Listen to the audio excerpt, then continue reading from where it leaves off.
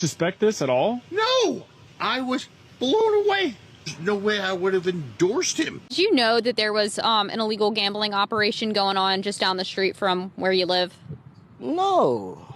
It was illegal. What is that? I ain't heard nothing about that. So the Democrat implosion around Eric Swalwell is somehow getting even worse because ever since we last checked in on him, he has now since resigned from Congress. That is right. So Eric Swalwell went from claiming he did nothing wrong and he would be staying in the governor's race because it was just a political hit job to then dropping out of the governor's race and now even resigning from his active post in Congress, all within the span of about 4 days. Which is not suspicious behavior at all. Surely that's not the behavior of a totally guilty person. I am sure Eric Swalwell is a complete saint who absolutely did nothing wrong. Yeah, give me a freaking break. But here's the thing, as much as E. Diddy wants to just tuck his tail and run, the problem, the crisis he left behind for California Democrats is not going away anytime soon, because not only does this throw a massive wrench in the election, who's going to be the Democrat nominee? Can Tom Steyer or another one of the Ds rally enough support to make sure a Republican doesn't steal second place and starve them out of the general election? But even furthermore, it looks like some high-profile donors and billionaires who were supporting Eric Swalwell and many California Democrats are now so mad at Swalwell, we even have one of them jumping ship to the Republican Party, largely because they are just totally disaffected with the way Democrats effectively steal their money and completely ruin the state in the process. Now, given the current situation in California, I'm not exactly sure why any billionaire or rich person would still be donating to Democrats at this point. But if this was the final shot on the head to show, hey, maybe you shouldn't be doing that. And going forward to 2028, by the way, you would think a lot of Gavin Newsom's internal support is going to have to come from high-profile, wealthy Democrat donors out of California, and they're this disaffected, then that's going to be a rather interesting situation to watch. So in today's video, we'll show you this. Apparently, Eric Swalwell's billionaire friend and donor, whether it's out of spite or out of genuine conviction, we don't know and we don't really care. But now, come this midterms, he's flipping sides apparently to the Republican Party because he is so flabbergasted of the way his once political hero has acted. And keep in mind too, by the way, Eric Swalwell and these Democrats are the type of people who constantly virtue signal about the Epstein empire or the Epstein political class, right? Trying to argue, oh, well, Trump is connected with Epstein, blah, blah, blah, using some completely unsubstantiated ideas that are not even backed up by the Epstein files. But nonetheless, do you ever notice every single time these are the people who are actually behaving like Epstein on policy first and foremost, because they're the ones who want to lower the penalties for things like sexual assault, the R word, child predation, all of these things. And then secondly are, of course, importing hordes of people from the third world who are preying on innocent women. But of course, right, they're fighting against the pedophiles or something. Absolutely not the case. Not even the case against sexual predators in general, right? Pedophiles aside, because you notice how many left-wing heroes, it turns out themselves, act like predators. I'm just going to say that, right? I don't know. Just keep on talking about Epstein, Democrats, and then we find out time and time again, this is how your people behave. Eric Swalwell, let's not forget, E. Diddy portrayed himself for years as a male feminist. This was what he was all about. Me Too, We Believe Survivors. He was a big advocate against Kavanaugh. And then what is he doing while he's saying those things so shamelessly out in front of Congress, diddling around with his female staffers, allegedly?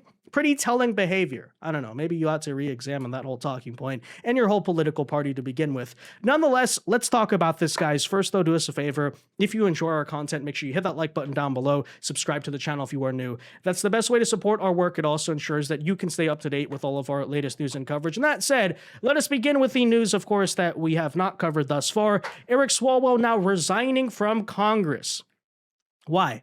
Now, the argument he tried to make around dropping out of the governor's race was that it will be too hard. It's not productive to be running an election while having to fight these allegations, and he needs to clear his name.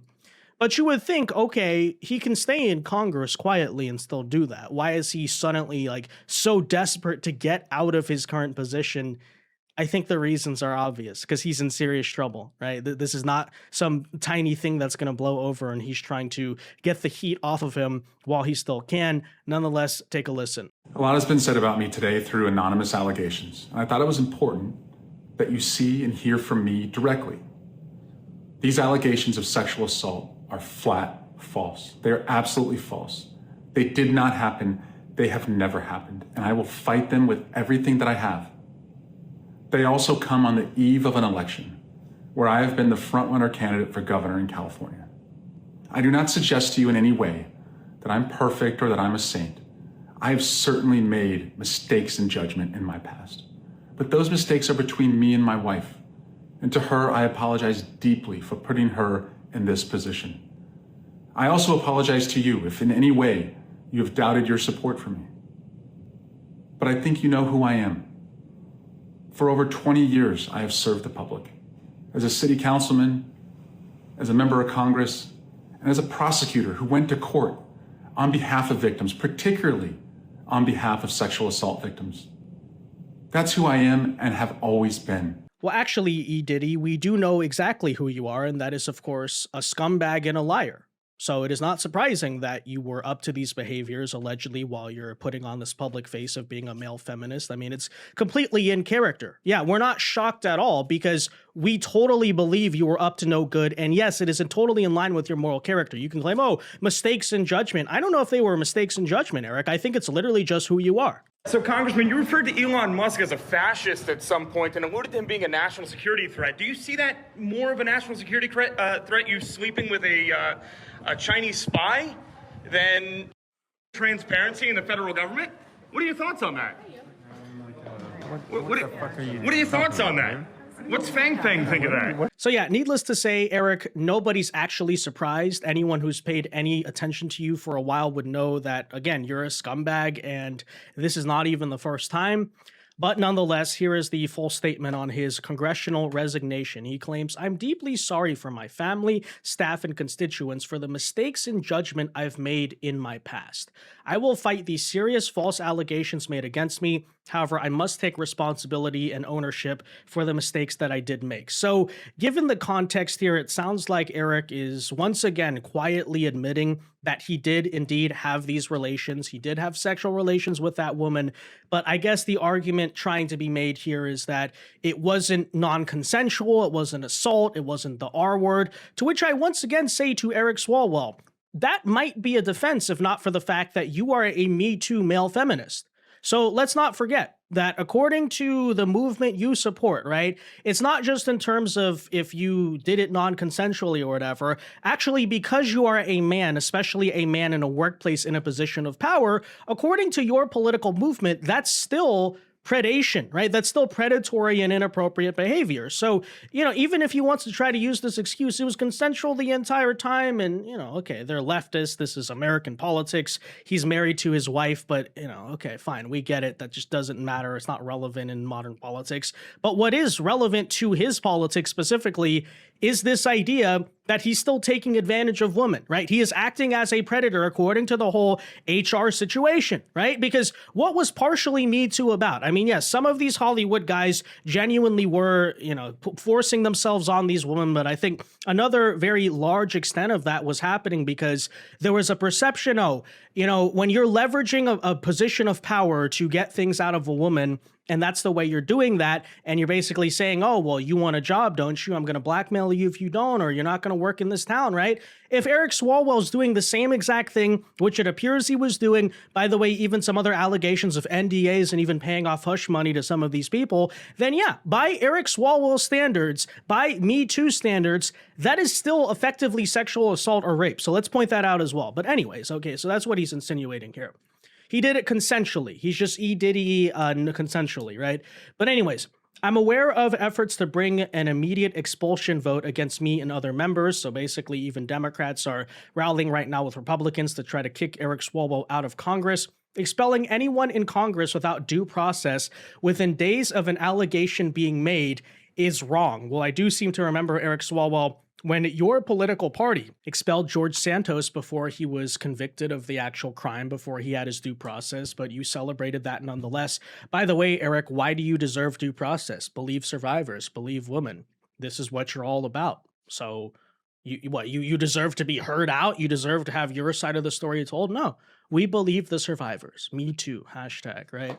Anyways, is wrong, but it's also wrong for my constituents to have me distracted from my duties. Therefore, I plan to resign my seat in Congress. Sounds like you knew you were going to be expelled and you didn't want to try to go through the de facto trial, I guess, on Capitol Hill because this was not going to end well for you. By the way, I would also further argue that it's very likely he literally just physically cannot stay in Congress because guess what? His staffers have mass resigned. And by the way, who wants to work for him, right? Who wants to work for the Eric Swalwell congressional office right now? No one's gonna take that job, right? Because not only are they likely scared of Eric Swalwell, even on their resume, even if they believe Eric Swalwell is the best guy, oh, that's what you want to be on your, rap sheet as a Democrat staffer. Oh, I worked for Eric Swalwell. It's not good. So keep that in mind too. I think it became very clear he can't even function right now on Capitol Hill. But he put that out saying that he's going to resign. By the way, it doesn't even stop there because apparently Tony Gonzalez, this rhino Republican who's been running against Brandon Herrera for the past 2 election cycles, likewise will be resigning out of Congress for very similar reasons. So we just continue to get the worst people out. It's truly amazing. Like not even just the Democrats, we're even getting some of the worst Republicans out. Dan Crenshaw likewise just lost his primary. So very optimistic news actually coming out of the Texas congressional delegation in terms of how some of the trends are starting to shift. And I think this is good news for voter education, frankly, that, hey, the MAGA base is beginning to actually pay attention to these primaries. And by the way, largely thanks to that and other corruption scandals and affair scandals, Tony Gonzalez likewise will be leaving. So these are all great developments. But that in mind, checking back in here on Eric Swalwell, it is not stopping because apparently this billionaire friend and donor of his by the name of Stephen Klubeck,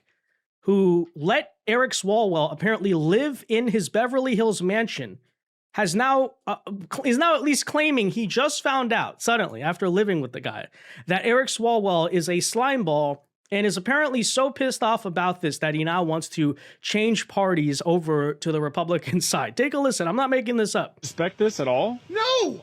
I was blown away. There's no way I would have endorsed him. Billionaire businessman Stephen Klubeck unloading on his former friend Eric Swalwell. How's your relationship with Eric?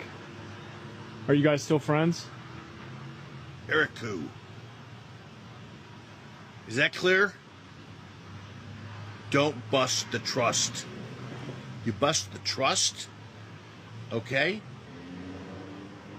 You don't exist in my life. Swalwell posted a video Friday night from Klubeck's home denying all the allegations relating to sexual misconduct and sexual assault. Since then, Swalwell has dropped out of the race to become California's next governor, resigned from Congress, and was kicked out of Klubeck's home. We deserve equal or greater value for our tax dollars. All right? Fair, Is it fair enough? yeah, I was going to say fair to say you're mad. I mean, Mad? yeah. I am no longer a Democrat. I'm now a libertarian Republican because that's what a blue dog Democrat used to be. Okay? Mm-hmm. It's called executing, being accountable, enforcing, respect, responsibility, and results.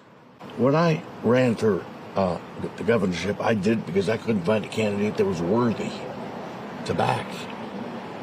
And I thought Eric had the goods. But he didn't tell the truth. Okay? Do you like any of these other options? Too early to tell. Okay? Too early to tell. I met them all. So yeah, there you have it. Now, to be honest, part of me almost feels as if he's overreacting in order to save face, right? What? There was illegal gambling going on there? You guys ever seen that video? It's kind of that type of behavior, right? What? He was living in my house, but he was a creep? I had no idea. Please don't search the cabinets for baby oil. But you know what? Let's not go there. Let's not accuse him of anything. Let's take him at complete face value and assume that he is a guy who's genuinely flabbergasted and shocked because I guess for the first time in his life, he's discovering that Democrats don't have integrity. Now, why he's just now coming to that conclusion, why, again, a billionaire from California, when they're trying to propose a wealth tax for any reason, would try to back a Democrat for governor of the state, I have no idea.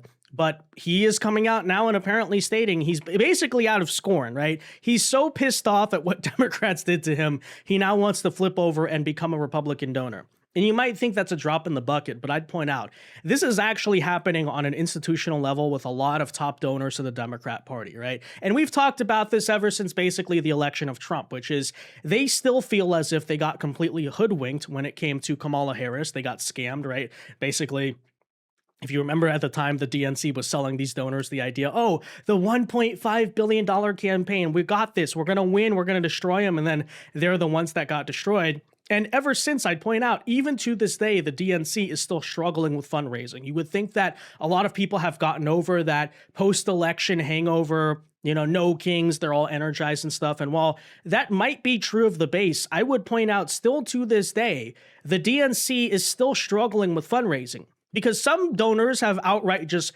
gone over to the Republicans or Trump because they're trying to buy influence. Others have just been sitting out. And others are like this guy, where they're just so demoralized with the amount of times that Democrats have broken their trust that they just have no reason. As you can see, according to Axios, a recent report is showing that the GOP is actually banking on Trump's wall of cash to stop the Democrats in the midterms, because it's worth noting, largely thanks to Trump, the RNC still has a pretty significant financial advantage over the DNC. And here you go. You just lost another billionaire donor, perhaps permanently, buddy, right? Because it just sounds like he's thinking to himself, I don't trust Democrats anymore. I'm going to donate to Republicans now because I just don't trust what the Democrats do every single time.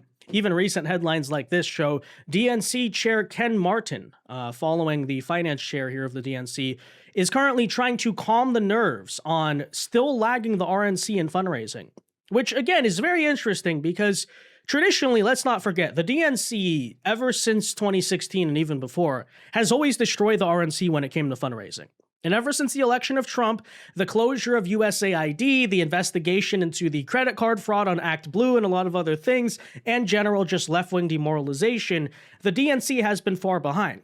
And it's worth noting that, despite the general consensus that Republicans are going to get destroyed in the midterms, that's how the vibes feel, that's what most people seem to think, I'd point out nothing is set in stone until it's set in stone, right?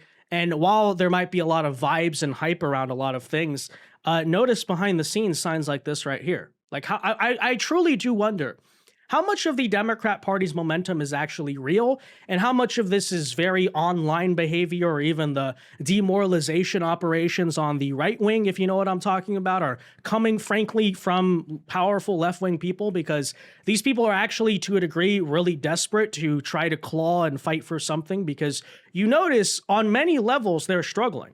Like, that's what's happening under the Trump administration. No matter how many supposed right-wingers totally not working for the other side are trying to spread this demoralization propaganda that Trump has betrayed us, Trump's not doing anything, he's not deporting people, even though the left is constantly protesting against him deporting people. No, we have to sit out the election, we should vote for Democrats, Trump is bought by Israel, right?